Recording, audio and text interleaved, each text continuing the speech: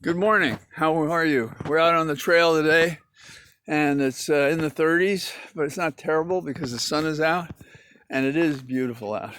And Emerson basically talked about sloughing off the skin of civilization and becoming one with nature and therefore with ourselves and who we really are, and finding peace because of that connection.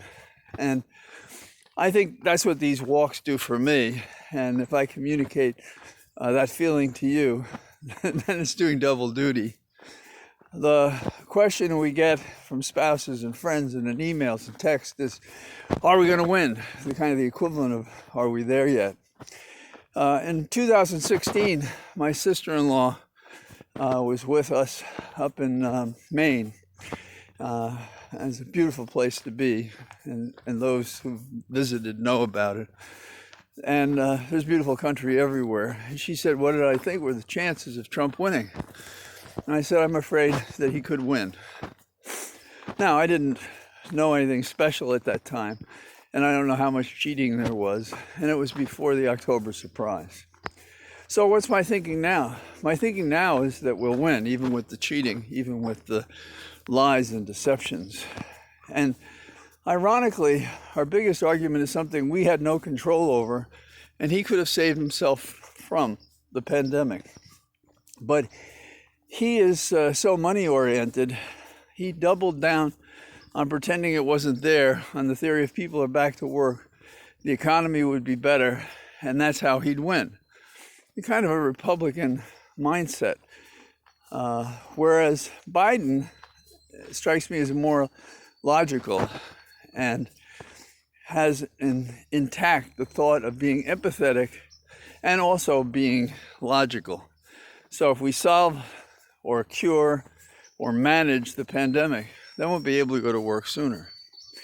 And so ironically, that's the kind of thing that may bring him down. Like Carter, it was the hostage crisis in Iran, and he never could recover from that. And Reagan cheated supposedly by encouraging Iran to stand back so that Carter wouldn't have that as a victory to help him get reelected.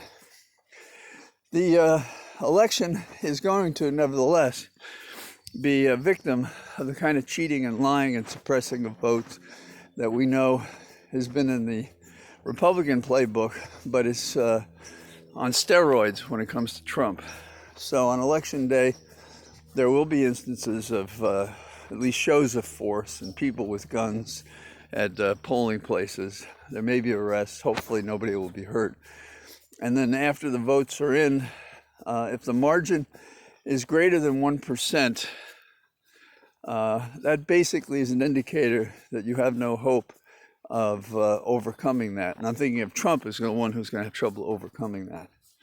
The Biden people in the closest, most competitive state right now, Pennsylvania, Biden's at 5% in the polls. Now, what's going to happen on election day and what's going to happen when we count the ballots, those are different questions.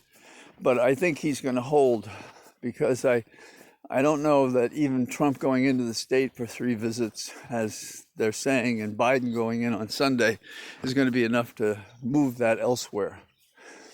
Every place else, the numbers inch toward Biden an inch stronger in terms of polls.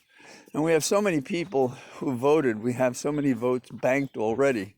And a large number of those, a majority I'm sure, are for Biden. So what's my forecast? My forecast is sunny, that we should win. And that even with corruption and cheating, I think we'll still win. Don't go and see what the Las Vegas odds are, but they were 2-1 for Biden several days ago.